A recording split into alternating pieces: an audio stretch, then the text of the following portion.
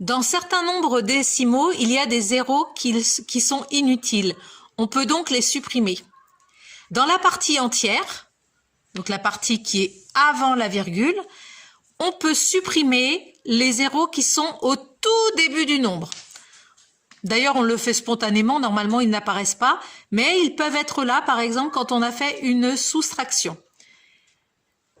Ce zéro-là, il est indispensable, puisque si on l'enlevait, on aurait 52 à la place de 520.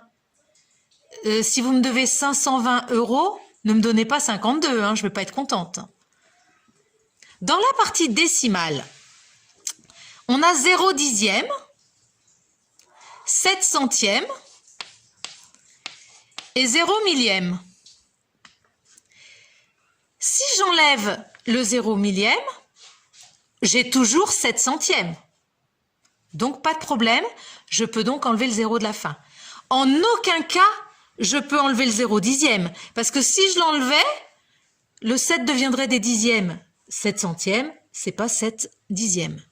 Donc, dans la partie décimale, on ne peut enlever les zéros que à la fin.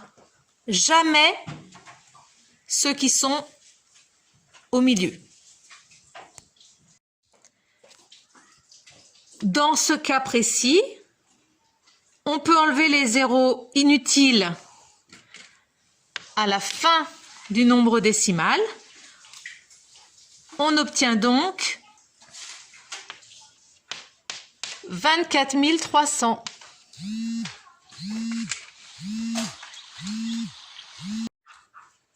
Évidemment, dans un nombre entier où il n'y a pas de virgule, les zéros de la fin sont plus qu'utiles.